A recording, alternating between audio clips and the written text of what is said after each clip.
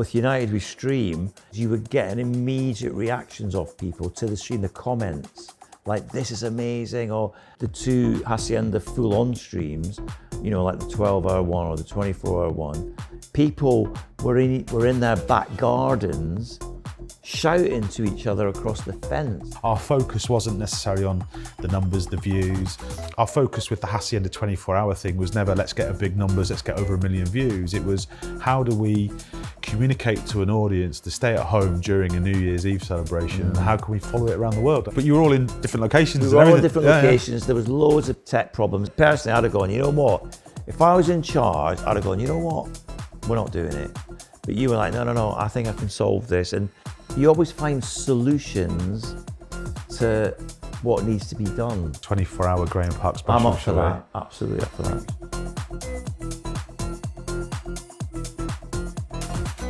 So, welcome to Badgering. This is what we do. We badger people we know. But for those that don't know you as well as we do, just like to introduce yourself to those that are listening for the first time. Well, I'm Graeme Park, DJ, musician, broadcaster, and part-time senior lecturer. When I first met you, you had a face mask on, and it was at the Bury Met, and it was in the pandemic because you were doing the tech, the cameras and everything for United We Stream. I've got to tell you, having my own private Graeme Park Haçienda set is pretty cool. It's something I'm going to live with for the rest of my life. Do you know what I mean? So that was pretty cool for me. But how do you? I mean, this whole point is what makes a great DJ. Obviously, is amongst millions of other things, is that being able to interact with that audience. Well, the thing I've done all my life as a DJ is play to the crowd. Now I'm very lucky in that when I first started DJing by accident, I just played music I liked, and people seemed to like the music I played. So I've always stuck to that, but you still got to play to the crowd. But when there's no crowd, it's a bit like when you're on the radio, you kind of like, you don't have anyone to feed off. So it was a kind of a mishmash of DJing in a club, but thinking about being on the radio. But then, you know, like your lot kind of brought a bit of vibe to it. But it was odd, but like I said, it was nice to be out of the house because everyone was literally trapped in the house apart from your kind of daily bit of exercise and stuff. When you're sort of, we talk a lot about subcultures a lot and about how movements and individuals gravitate towards certain things and all that, and being able to understand, you know, the culture around you, like you say, interacting with it. In COVID, when everything was locked down, it was difficult to do. But you knew you were sharing something with somebody else, though. Yeah, it was difficult to do. First of all, there was no income from it, but that's understandable because people pay to get into clubs, and that's the kind of, you know, sell tickets, make money, pay for everything, and have some left over.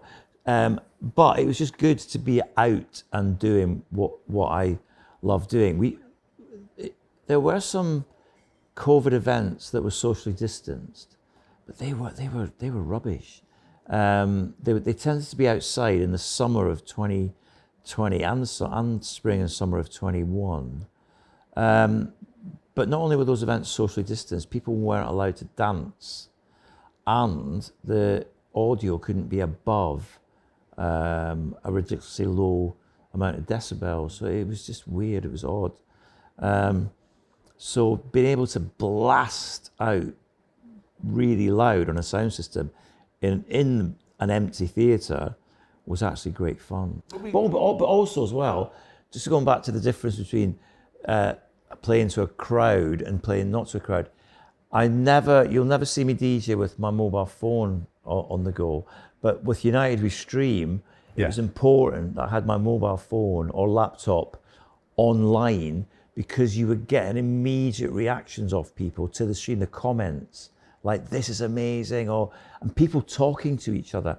And when we did the two Haçienda full-on streams, you know, like the 12-hour one or the 24-hour one, and the weather was warm, people were in their back gardens shouting to each other across the fence. That's so they couldn't go and to each other's gardens, but they could still shout to each other. So this is ultimately kind of why United We Stream, the Greater Manchester version of United We Stream and all that we were doing was happening, because what we were recognising is that the people who wanted to connect this way through this culture, this subculture of music and arts and culture, they don't sit and watch the news at 6 o'clock to get their information. They don't sit in that traditional space. They sit in Facebook, they sit in Twitter, X, whatever, Instagram, and all those channels. That's where they live. That's where they live their spaces. And I think if we kind of rewind the clock a little bit and we go back in the day, and this is why it's so great having you here on Badgering today, is because we can talk to you about,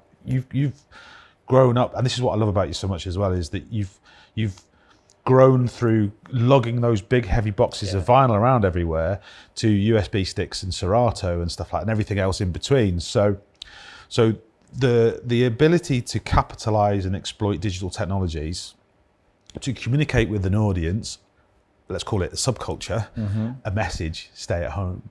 If you think back to those early days of when you were at the Haçienda and you were bringing those groups of people together to get involved in a moment or whatever, and we talk about pirate radio a lot, and we talk about fanzines a lot, and we talk about those communication methods through subcultures.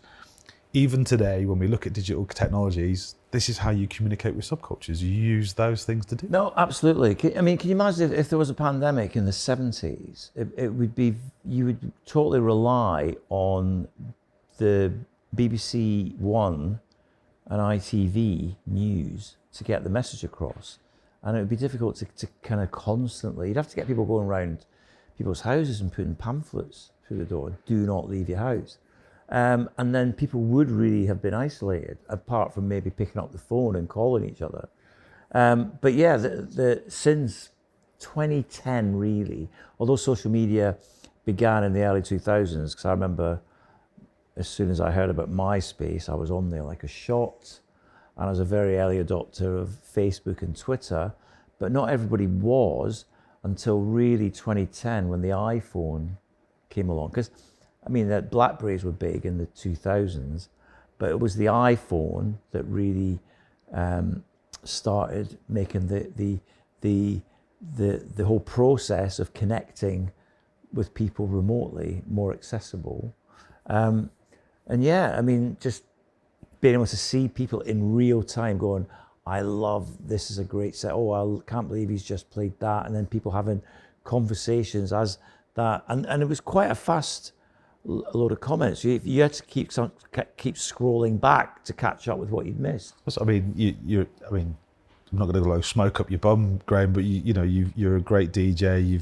You've been around, and you've got a massive following as it is anyway. Do you know what I mean? And those kind of connections to bring that audience along. But I mean, I remember we were putting people. They were joining Zoom rooms, exclusive Zoom rooms, and we were putting them on the screen behind you and all that stuff. That ability to feel connected in an unconnected way as well was just brilliant. And yeah, but the technology was good. When we did the Haçienda 24-hour stream. The fact we did Haçienda classical set with people linking up on Zoom from their own homes, like the musicians, the singers, and me doing my thing as well.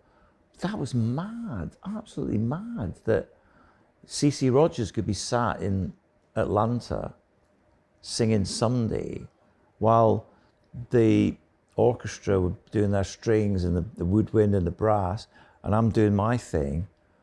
Just amazing work from you lot to make it all happen. I mean, that bit from CC Rogers was insane. It was insane. It was insane, and his vocal was incredible. I remember you telling me there was a certain so many second delay. So because we had to get things to time. I had to, because that was some of New Year's Eve. So I had to have remember that even though my watch said it was 30 seconds to midnight, as far as the stream was concerned, it was actually 50 seconds to midnight or something like that. It was really exciting. There was a lot of things that we were, what did you do? You remember you had I got it bang on. Remember I got it bang on. Yeah, and I think I've got that somewhere. Yeah. on some channel somewhere. Maybe we'll link it as a sub to the post. That's the thing with modern technology, digital technology. I DJ'd New Year's Eve in Halifax, and I rarely wear my Apple Watch to gigs because I don't want it to constantly reminding me of things, or people who've got my number, I don't want them texting me. It's brilliant. It's brilliant. Tell us, I mean, let's go. I alluded to it before. When you were first DJing and you were lugging around those big boxes of vinyl, did you ever, at that time, were you like, oh, this is life, this is what it is, this is it? Did you ever think that technology would change to make life a lot easier? And have you lost vinyl, or are you still in, you know, to give us a little bit of your life around going back to that, you know? The fact I've had 2 knee replacements is down to the fact I've, for many, many years, carrying 2 flight cases that are very heavy, full of vinyl. I do remember in mid-80s, I ran a record label based out of Derby called Submission Records. And it was me and a guy called John Crossley and a guy called Tim Andrews. Tim owned the studio. John was like the studio engineer. And I remember Tim saying to me one day, as I lugged my records out of the boot of the car into the studio so we could play stuff to get ideas, he said, you know what, you realise that in the future, you'll have all your music on something the size of a credit card. I remember thinking, how? Don't be an idiot. But he was actually right. And I mean, like now you could have everything on a micro SD card, which is smaller than a credit card. But he was absolutely right. And then I remember when we used to record everything onto 2-inch tape. So you were limited to 24 tracks. But then when the Atari computer became part of the setup, the Atari 1040 STFM, you lost one of those tracks to put a time code on it, but you were actually getting more tracks, digital tracks on the Atari. And I thought, oh, this is interesting. So in theory, I know a lot of studios in the 80s started to run 2-inch tapes so they could have 48 tracks, but the computer was a way of just sticking with 1. So I've always been aware of how technology can adapt, change, and make things better. And then when the CD came along, that meant you didn't have to lug as many records about. I never liked CDs though. I never ever liked them. Oh, they were a risk. They were a risk because if they were scratched, they'd jump, you know? Yeah, no, they would, but the very first pioneer CDJs were a bit rubbish. Although the concept was good. But then when Tractor and Serato came along, and you could go back to controlling your music with vinyl, that to me was like, oh, this is much better. So let's come back to that in a second. Let's just look at, because the whole point is CD, so the pioneers, they're still called CDJs, they're not called USB well, the first CDJs. was the CDJ 500, yeah, and you pressed an eject button and the whole That's lid right. opened up, Yeah. and you put your CD in and closed the lid, and there was a little delay while it kind of sped up, and you didn't have like a digital readout, it was just an LED, a green LED of track number and time.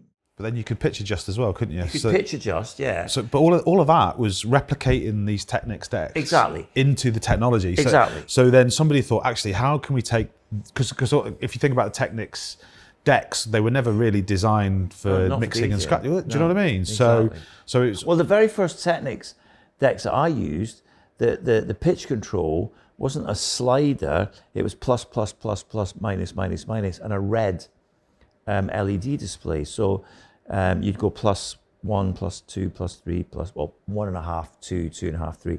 And then with the slider, you can just gently put it down, but with this, you buttons up and down. But the CDJs tried to replicate the turntables. But I remember Mixmag asked me to road test them. I remember doing it in their offices and saying, because a lot of my peers were going, oh, CDs, they're rubbish, they'll never take off. But I was like, well, no, at least have a go on them. And so I had a go on them. I thought, well, I think there's a long way to go, but I like the idea. It makes everything more portable, and the sound quality would probably be better because you don't have to worry about getting your records scratched and stuff. But Pioneer read what I'd said and got in touch and said, oh, do you want to be on our panel to help develop the idea? So I ended up working with, there's a few DJs involved, and that's how they changed the concept of the flip top to the to the slide. Yeah. So And making the alpha dial a bit more responsive and having that digital display. So when I first came to Manchester, I was the Graeme Park wannabe. I was, doing my DJing and stuff like that. And I remember going from vinyl to CDs, but my CDs were all scratched because they were in. Yeah. Do you know what I mean? So, but then along comes MP3s. Yeah. Digital technology. I kind of reluctantly had to go to CDJs and CDs because record companies stopped pressing vinyl and started instead of sending out test pressings and white labels, would start sending you out CDs because it was better for record companies because they could just like print up loads of CDs in their offices for next to nothing. They didn't have to book a pressing plant or whatever. But then when I heard that there was software you could DJ with a laptop and use vinyl discs to control your digital music, I thought, hang on a minute. This could be quite interesting. Whereas a lot of my peers are like, DJing on laptops, what's the world coming to? This is a bad idea. I said, well, I'm going to try it before I slag it off. And everybody I spoke to who sold Serato and Traktor, without exception, saying Traktor's the way to go, Traktor's the way to go. Serato's all right, but Traktor's the way to go. I said, well, with respect, I'd like to try them both out. And I tried out Traktor, and I was like, let me try Serato. Well, it's not as good as Traktor. Tried out Serato, and I'm like, oh, no. Forget Traktor. Serato's way better. But I think it's because of the way I DJ. It was. I found it better for doing mixing a bit like you were playing vinyl. So I started using Serato. But then I remember the first gig I did, turning up to the venue, and while the DJ before me was on, I had to try and plug in everything, which was a pain in the backside. And then CDJs, you could start using them with USBs, and that slowly got better. It still wasn't great, but now the CDJ 3000s with a little Samsung SSD, they're just amazing. I still use Serato, but I do use, for ease and to not piss off promoters, when you say, I'd love to bring my Serato and set that up, and oh no, that means I've got higher turntables. Oh no, there's no room for it. So for ease, I tend to use in a club CDJ 3000s because they're amazing. But if I'm doing a long set like I did on Saturday, 12 hours, I will always use Serato because I don't have to worry about other DJs. I just get this, I'm doing 12 hours or 6 or 7 hours, and that's when I use Serato with vinyl. But now the vinyl discs aren't that important because they were time-coded discs. You had to put the needle on the record and feed back through your box. Now I use these things called phase. So the turntable is merely there to turn the phase round. Well, so this is the thing. When so the records don't jump. Well, so I've got some 1210s at home, and I just love the feel of touching the platter and stuff like that. And I feel like I'm nowhere near. I don't know why. I'm not a DJ. I'm not a good DJ, but I love beat mixing records and things like this, and I love to be able to control my pace and all that kind of stuff, and to be able to touch that to do that. No, exactly. Versus programming it in. And I mean, I have Traktor at home and stuff, and I can set a master and I can set a sync and I can leave it alone and just let it do it for me. Yeah. But there's something around being connected to the content and connected to the media, and I think so. This is bringing me to Serato and stems.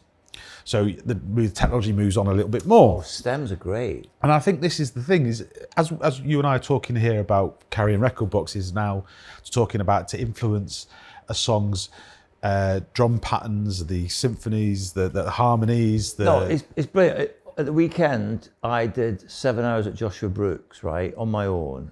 And some records that are quite long. I played Sylvester's Mighty Reel towards the end. And because it's really long, I just went into the stem bit of Serato and isolated the Sylvester on his own.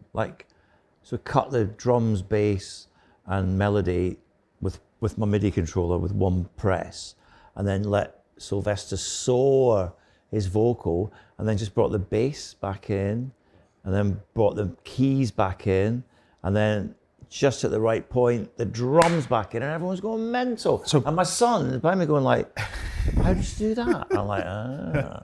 Old timer, son, you know. Watch him like. I mean, like, something like that you could do if you had 2 copies of the record and one of them had an a cappella mix, but you'd be relying on EQing things. Now you can just cut everything. It's brilliant. Or take the vocal out and leave the instrumental going. Think about that, the way that because obviously I don't have the stems and stuff, so I bring the bass out, bring the mid in, take this.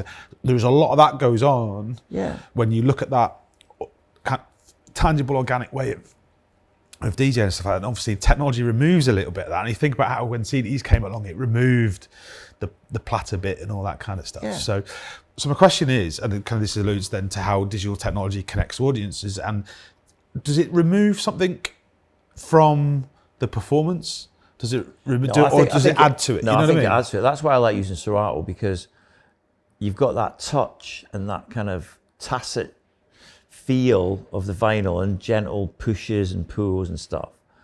But add to that, you've got stems and you can loop and you can jump about on Serato. You can program various points. And if you have a MIDI controller like I use, you can jump forward and just make sure it's in time. But with CDJ 3000s, I mean, the 2000 NXS are good, but what the CDJ 3000s are much better at, you've got a bigger display, and the firmware and the software is much more accurate for when you want to loop and jump about.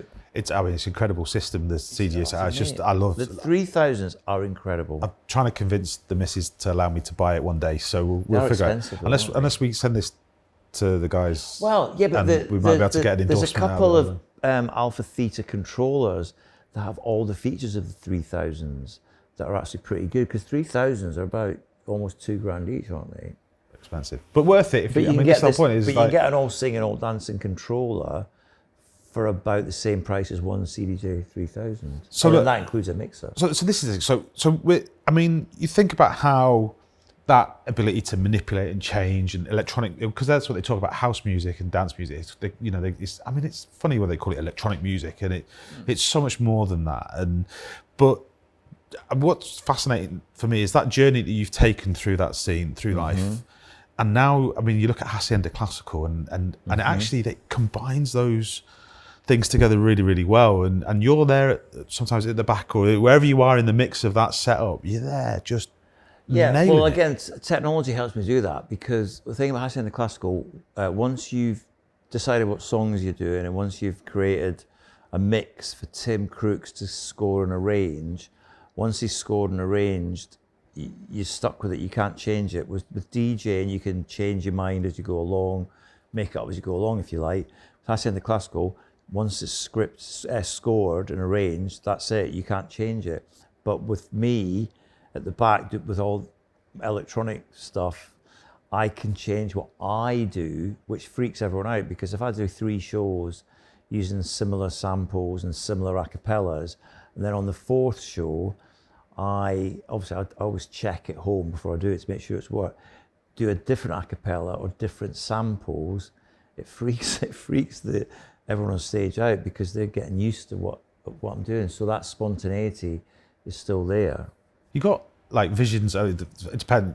Our audience on Badgering is probably quite wide. So when you look at that, and you look at Orbital, you look at Chemical Brothers and stuff, that's no different to doing what Jean-Michel Jarre was doing. No, exactly. Do you know what I mean? Jean-Michel Jarre, Kraftwerk. Yeah. They had like kind of the kind of original electronic live acts, really. Do it using computers and synthesizers and managing to get them to somehow sync up and work in harmony. And we kind of do that with Haçienda Classical, but with a live orchestra. But then you could argue James Last was doing that because he had like the James Last Orchestra was like a proper orchestra, but there was synthesizers and electronic stuff with it as well. But how we work it with Haçienda Classical is there's loads of stuff. The orchestra can't do, like the electronic drums, a lot of the squelchy, acid house, synth sounds, and a lot of this, the electronic bass.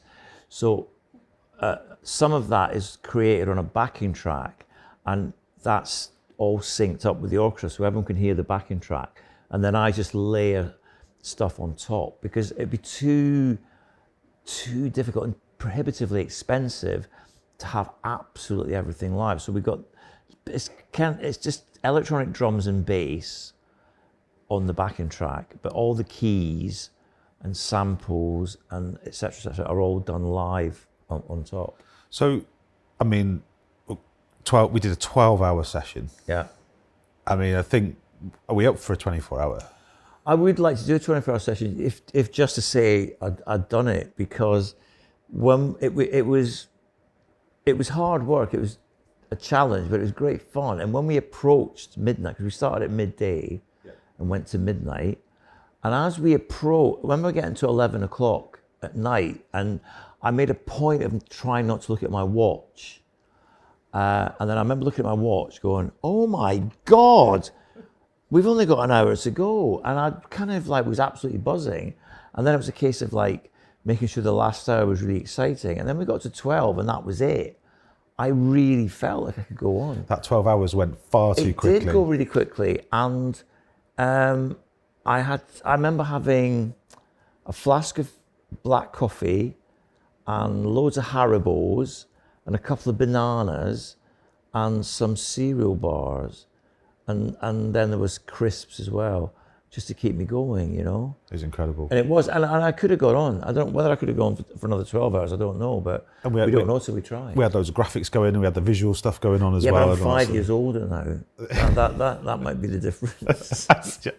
And you had the beard as well, I think, at the time. I had a beard, yeah. So look, we talk about these cultures, and we talk about the subcultures, and I had a beard and a few more kilograms. And I had a dodgy knee as well, so we're all part of the knee club now. But when we talk about the subcultures and things, and attaching to these cultures, something that Badgering Coombs is very proud of doing, and what we do, and I'd like to hear your opinions on working with Badgering Coombs in a moment, but we like to connect our audiences and our brands and aligning those things in tangible ways. And I think what we're lucky of been going through with United We Stream, and if we ever be grateful for that opportunity as a company to have been involved with that, is that we learned what that meant quite quickly, that tangible, real, authentic relationship between a brand and a customer, which is in essence what we were doing. It was the people at home and you communicating a message to each other in a tangible way. Now we do that at Badgering Coombs all the time. Yeah, it's all about connecting in the digital space. And just from your experiences of working with us, because we've done so many things and we've been involved in so many, what's it like when you get involved with these badges? And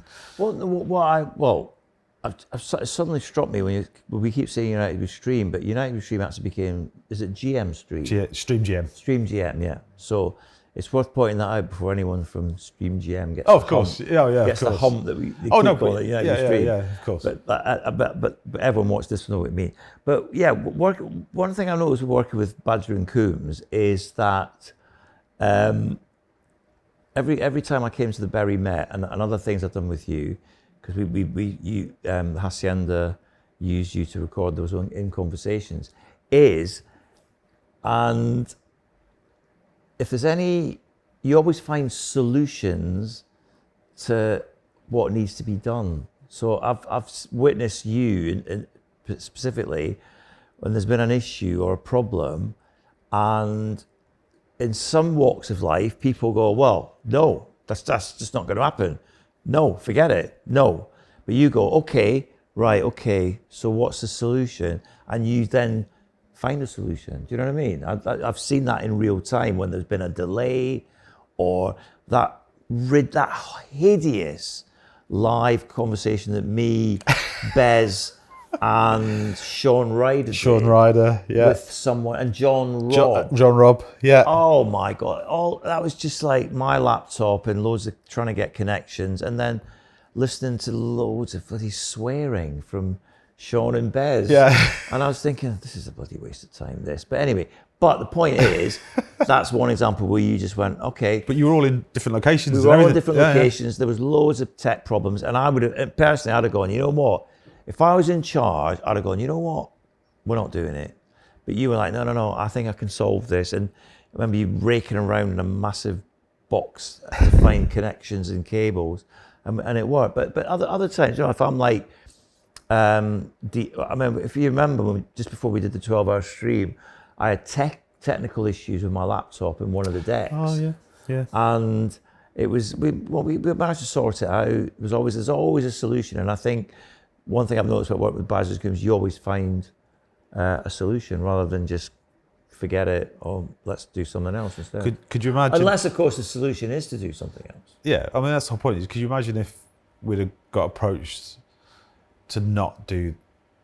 Yeah, but of course, I'm imagining. Do you know what I mean? It's like we would have never done that Haçienda classical. We'd have never done. But I'm imagining that you were approached by Greater Manchester Combined Authority.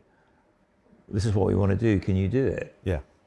Yeah, and what a great opportunity to do. So you say yes, and unfortunately, sometimes. But I said we turn the tables. Why did they ask you? Because I think like in Manchester, in Media City, where we are now, there are probably many companies who could do something. How did they approach you? So that's a great question. Well, yeah, thanks for asking that question. And that's the whole point, is because we're an adaptable business and the way that we can react to opportunities and things as they unfold, and that was why we were so adaptable in a pandemic, was when you look at these larger organisations, there's loads of hoops to jump through before they can even say yes. The BBC and ITV, for example, couldn't do what we were doing. And you remember during United We Stream, we did the Manchester Arena bombing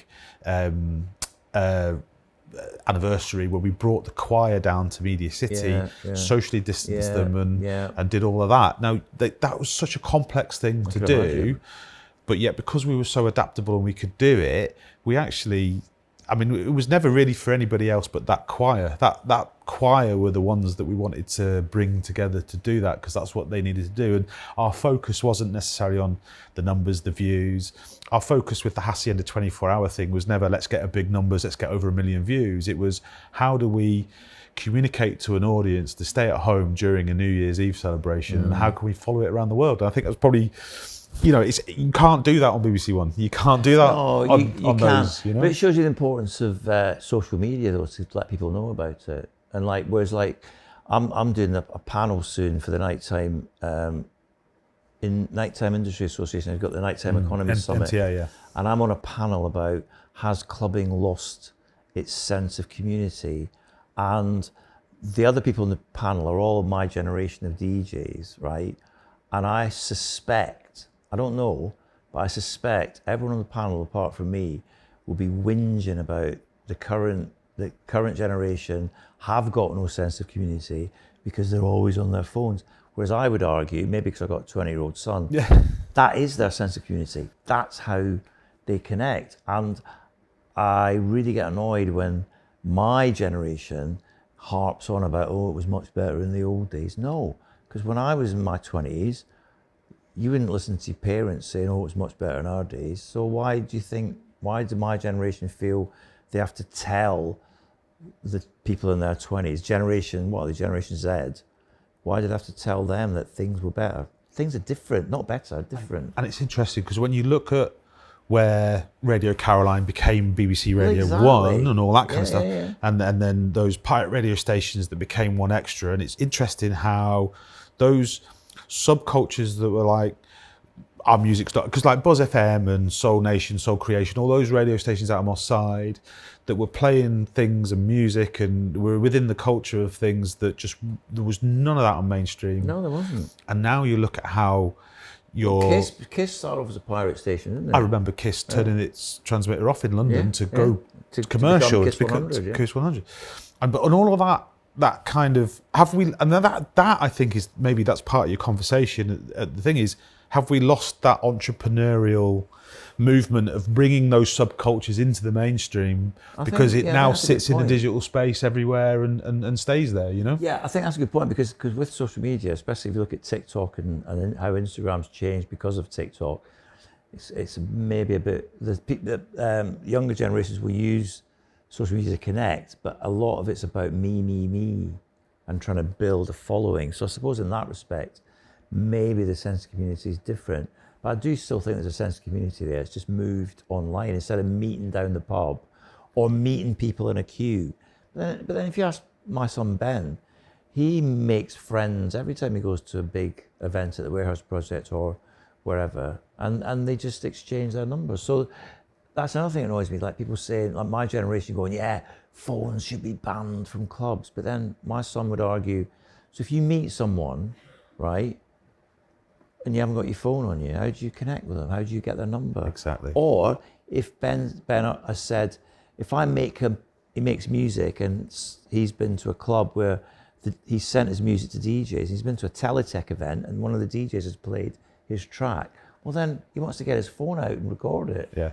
You know? That's exactly, and that connects you then to the community that's into that. Can you imagine those communities and those in the digital spaces, connecting those to brands and aligning those community moments to brands? But having said all that, phones can be a massive pain in the arse when you're trying to get from the front door of the club to the DJ booth, and it takes twice as long as it should, because people can't wait till you're finished for a selfie.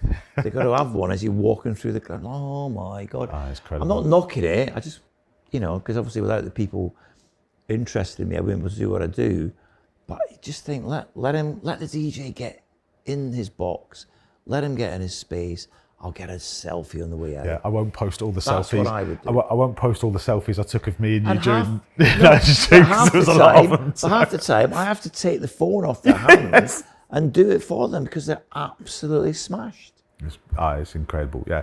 Listen, I think we might need a Graeme Park Badgering Part 2 here. Oh, as well, by the way, because I think there's a lot to talk about, and we're just going to run out of time, unfortunately. Cool. But I think, look, I appreciate you coming to talk to us today. No, thanks for having me. And sharing can I just say, keep up the good work, keep up the good badgering. Yeah, and let's start working on that 24-hour Graeme Park special. I'm up for that. Absolutely up for that. I think we should do it somewhere special, and we could do it on the mountaintop somewhere in Wales. A mountaintop in Wales. Now you're just creating problems that you're going to have to find solutions to. Yeah, that's what we do. Okay. Scotland. Okay.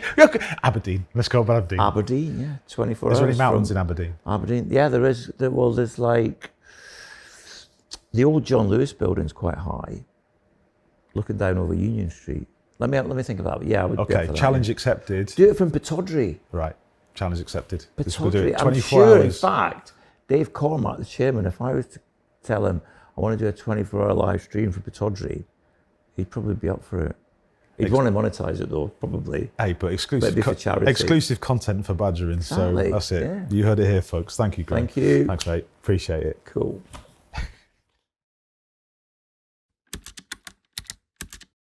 We met over United We Stream during lockdown. Over 10 weeks we had 20.4 million people watch it to your streams, raised £612,000. They went to freelancers, went to homeless.